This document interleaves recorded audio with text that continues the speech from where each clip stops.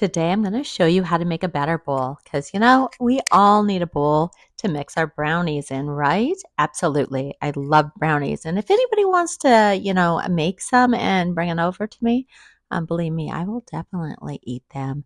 Yum. All right.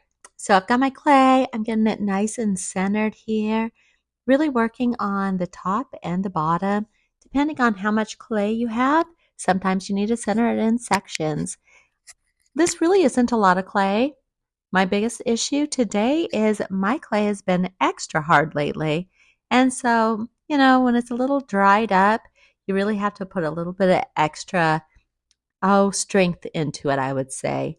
So, I'm trying to get this nice and centered, really anchoring that left hand and pulling with my right hand. Keeping my hands wet so that they glide over the clay and not catch. This is key. If your hands get a little bit too dry and they start catching, you're going to just rip your clay. So try to keep them nice and wet and anchored. No matter what it is that I'm throwing that day, I already know what I'm going to make before I begin. This way I know how much clay to use and how wide to open it. And also if I need my walls straight up or flared out or whatever it is that I need. Sometimes I even will draw it out. It's really nice to have that visual ahead of time. So you can see that I have my pin tool and I am stabbing the bejesus out of this clay. It is because I did not do a very good job hand wedging and I've got a ton of air bubbles in it. So I want to get those popped because a lot of times that will make your rim uneven in the end. And, we don't want an asymmetrical rim. So let's just get those popped. They're really not going to be much of a problem later on. I know a lot of people say, oh, if you've got air bubbles in your clay, it's going to explode in the kiln and all those things. If it's something where it's trapping a lot of moisture in there, then yes, that is an issue. But if it's just a small little air bubble from hand wedging, you're totally good. For me, it's just more annoying. So I like to pop them and then just get back to it. So here we've already karate chopped this baby, got it down to our hockey puck shape, and now we're going to open.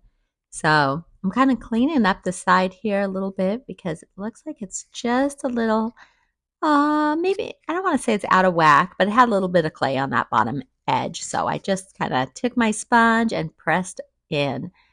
Now I'm going to the very center of the clay. I'm going to press down, leaving enough clay at the bottom of this so that I can have a small foot. But really, since this is a batter bowl, I'm going to really round that bottom. I don't want any sharp angles. I just want it nice and round because when I take my whisk in there to mix up my batter, I want it to be able to get all of it and not have any dry clumps.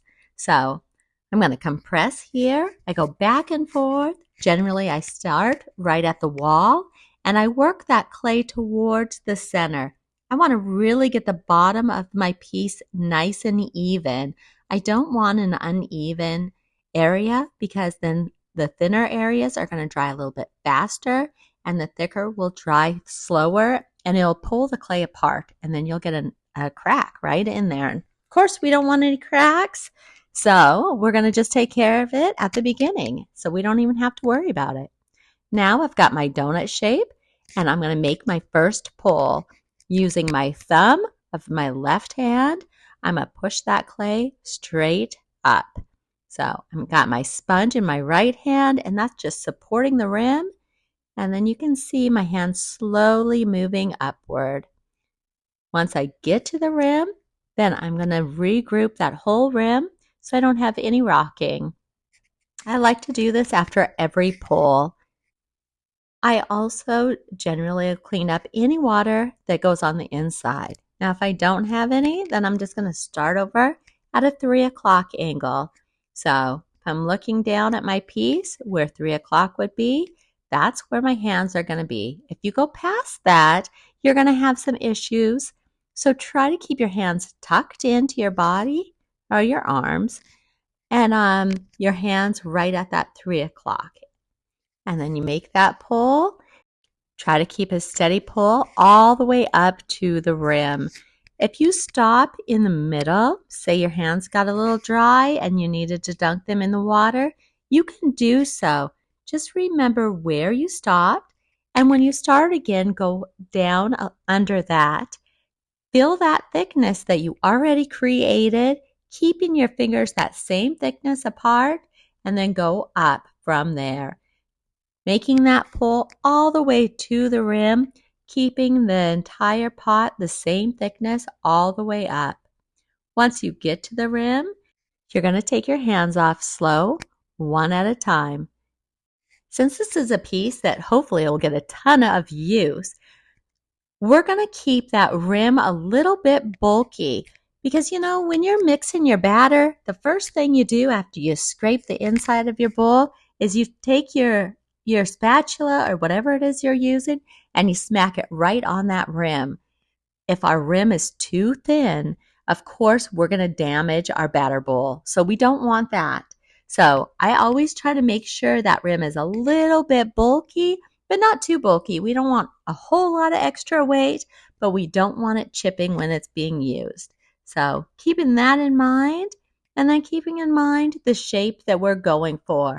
As you can see, each of my pulls goes out a little bit. I don't want to go too far out. I want to keep it up a little bit so that when I go to shape it, I can really flare the rim. Anytime I add a spout to something, I generally will flare the rim.